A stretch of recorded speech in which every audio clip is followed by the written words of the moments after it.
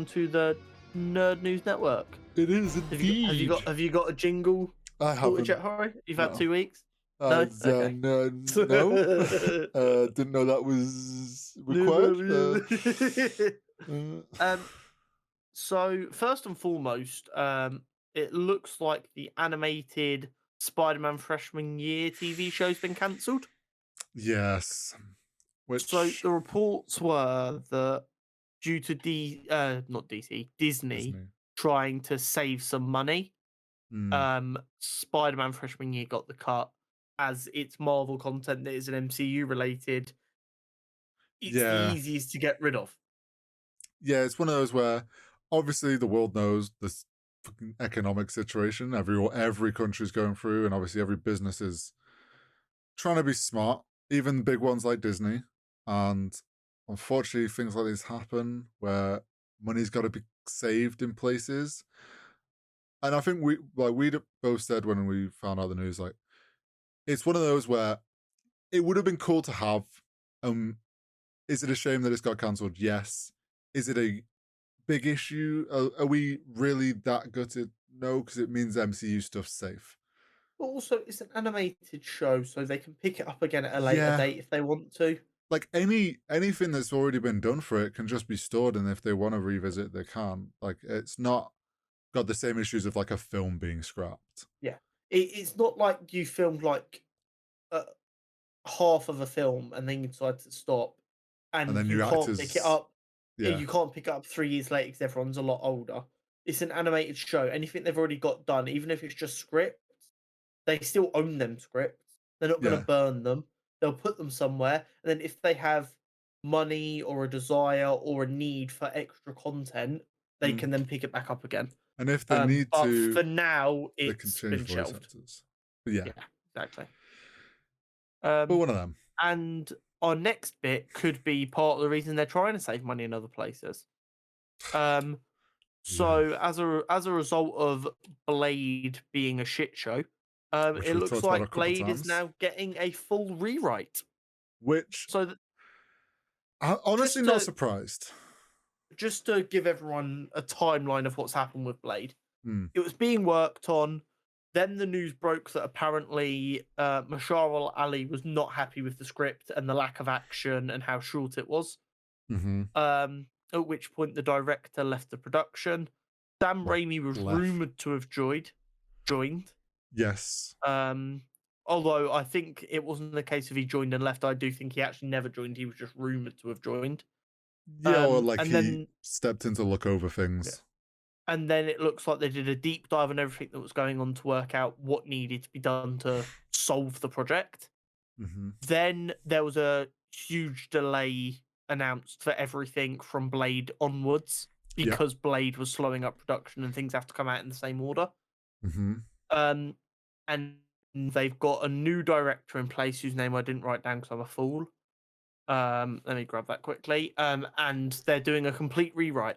They're going back to the drawing board. They're not happy with what's coming from it.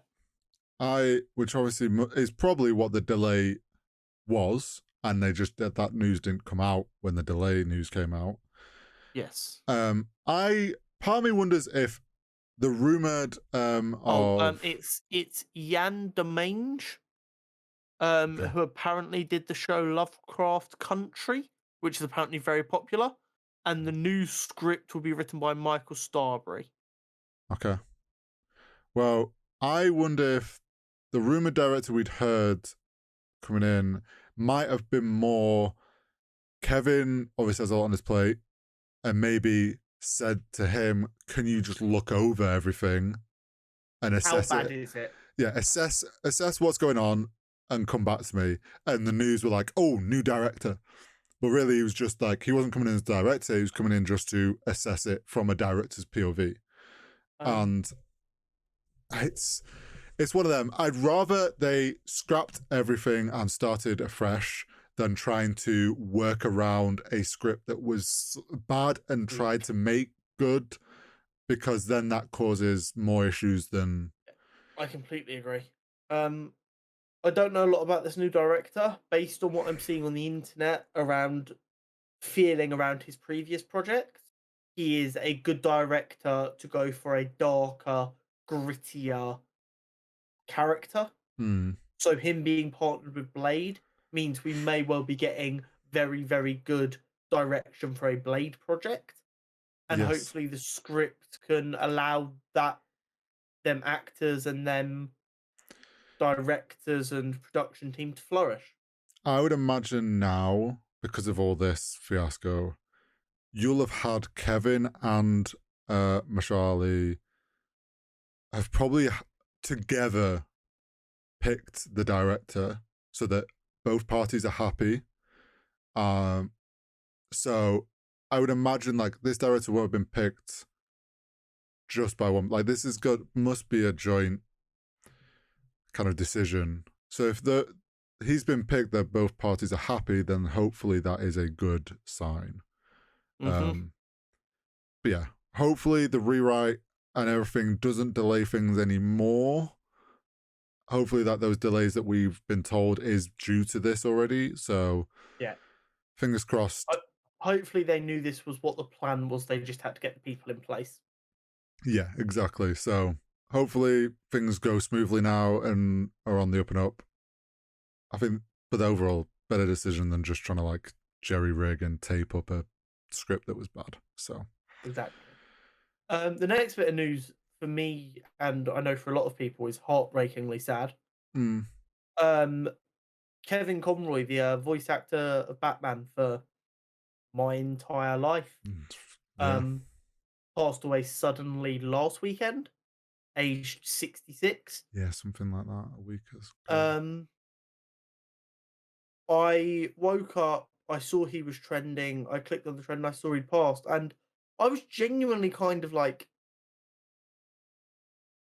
stunned for like 5 minutes in disbelief Mm, because I mean, 66 is not not that old. old anymore. No. It's not. Um, and there'd been no reports that he'd been particularly unwell or anything. And I'm pretty sure he'd put like at Halloween he'd put out some video on social media being like the bats are out and whatnot and like Yeah, because so yeah, it was definitely unexpected and for someone of his age and like to been like that voice for Batman for a lot of people for a long time. yeah. Um, He was a stunning voice actor. mhm, He was a proud gay man. He was one of the biggest believers in Comic Con. mm. He one of my favorite Kevin Conroy stories is he actually Warner Brothers banned him from going to Comic Con for a little while, which caused a lot of friction. And eventually they came to an agreement where he could go, but only if a Warner Brothers representative sitting next to him to shut him up if he was talking too much. And basically, this was because he was also the voice of Batman in the Arkham games. Mm. And he got asked about, is he going to be the voice of Batman in the next Arkham game? And he was like, "Oh, I'm not sure if I'm allowed to talk about that." They're like, "Oh, well, it's been announced." And he was like, "Oh, okay, well then, if it's been announced, yes, I can confirm why I'm Batman." And they went, "Sweet, so you're going to be voicing Batman in Batman Arkham Origins?" And he went, "Batman Arkham what?" Because he'd actually been working on Batman Arkham Knight. Ooh. So Ooh. he leaked Batman Arkham Knight was being made, which, Ooh. as I'm sure you can imagine, got him in a lot of trouble. Yeah, And he was temporarily banned from I love that. going to Comic Con. And he loved a Comic Con. He went to all of them. Sounds like a Tom Holland story. Yeah, very much so. But also, I saw a clip that I'd never seen before. So for one of the CW shows, I think it was Crisis on Infinite Earths, he got to play an old Bruce Wayne Oh, in live action. that's cool. And there was a behind the I didn't know scenes that. video of him, and he was like, "I always wanted to play Batman in live action, and I always thought there was a chance, but then I kind of aged out of the role. Mm. What I didn't realize was I'd aged perfectly into the role of old Bruce Wayne." So then he's in his costume, which includes like a mechanical back brace because Bruce Wayne's obviously beaten down and broken from years of crime fighting, and you've got him in there in his suit doing a little dance, getting ready to do a scene because he's so happy that he gets to bring this character to life himself for the first time. So great. But yeah, it's so sad. Mark Hamill has like told a number of stories about him because obviously they worked together a lot with Mark Hamill being the voice of the Joker for so long. So he only had beautifully complimentary things to say of him. I can imagine. And it's going to be weird. I think I sent it to you on TikTok, or I might not have. I saw a beautiful kind of comic panel designed of Jim Gordon going up to the roof, and he said to Batman, "You've been rather quiet tonight." And Batman writing on a note, writes him a little note, and he goes, "Can't say anything. I've lost my voice." And then Jim goes, "Yeah, I heard. I'm so sorry. If you need anything, let me know." And I think that's kind of obviously heartbreakingly sad, but it's kind of beautiful in the sense of so many people grew up watching Batman cartoons of some description. So many people played the Batman Arkham games, which is all his voice. Yeah. And he loved this character so much, and he did such a good job, and he gave his everything for it. So he will be very deeply missed. He will indeed. He will. That brings us, more DC news. James Gunn and the businessman-y person whose name I've forgotten, say that their DC roadmap is nearly done. Yes. And one of the big quotes, one of the big quotes taken is there won't be 4 Batmen, which I only take to mean, yes, we're streamlining it, we're bringing it down to one easy to understand universe. Yes, same. The issue with that is the obvious option is to continue the DCEU and just tidy it up. But where does that leave Robert Pattinson and Joaquin Phoenix? And the fact that apparently both of them scripts are well, I mean, we know the Joker 2 script is done. I think and the Batman 2 script's being worked on. I think those are, like we discussed, I think, a couple of weeks back as well, or a few weeks back, that they will continue because there's a second one already been worked on. They are going to be very much standalone. While they're saying there's not going to be 4 Batman, that doesn't mean we're getting a Batman in DCEU anytime soon. Right. Like, we've talked about the fact that they should, in our opinion, should go with different characters to start things off, and kind of Superman be the one that is like the known central, and use some other characters to kind of build things up. Batman could come in a good few years down the line, way past when Matt Reeves is Batman and that is done. But I kind of hope it stays that. I hope they stay separate and they find a way to do that. But I guess if they do bring him in, the Joaquin Phoenix thing, I think the musical is very much going to prove that that's going to be a separate thing. Do you want to know what my best guess is? Go on.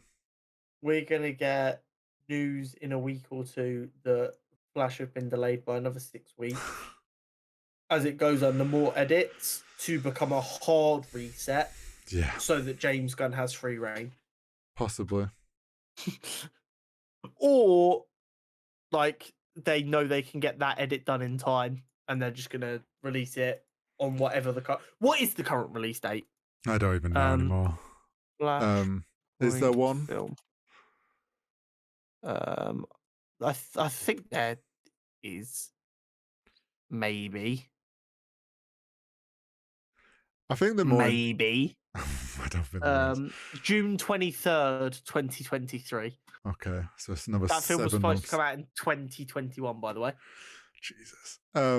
No. I think a big takeaway from this as well, though, is the fact that they said they have a roadmap almost all locked up. I'm interested to know the scope of this roadmap. Like, are we talking just phase one? If we're going off like MCU terms, are we just talking just phase one, first few films? Is it a 2, 5, 10, Like, 25-year roadmap? yeah, what, like, is this like they've got an overarching story idea and a roadmap in place of like where this is going? Or are we talking like setup roadmap for the new Yeah. DCU? This is our first 3 years. We're gonna release 4 films. This is where we're setting up and we'll figure Yeah. it out from there. It'll But be I very think it's going to interesting. be a bigger scope than that, because I think James Gunn, coming from working on MCU stuff and seeing what Kevin's built, like, will have an understanding that Kevin has planned very far ahead. And I guess it depends if this roadmap is gonna be a hard roadmap, or if they're yeah, gonna be very clear that it's subject to change. If it's not subject to change, it will probably only be like 4 years at most. Um, if they do have a fair bit of wiggle in it, it could be a 8 to 10-year roadmap. yeah, 8 to 10. This is the overarching story that we are going to go into, and here's the first few set in stone things, and then here's where the rough outline of where things are going to go. Yeah. Here's what And we've already green lighted. like, they've obviously agreed, like, there's not going to be 4 Batman. They want that continuity throughout. It'll be interesting. Hopefully, like we keep saying, like, we're very unsure on DC because they've not proved themselves, but hopefully this is them starting to be able to prove they know what they're doing. Yeah. Hopefully. Let's compete. They've dominated the animated film market for as long as I can think. Let's see them bring some of that know-how to the live action space. Exactly. Um,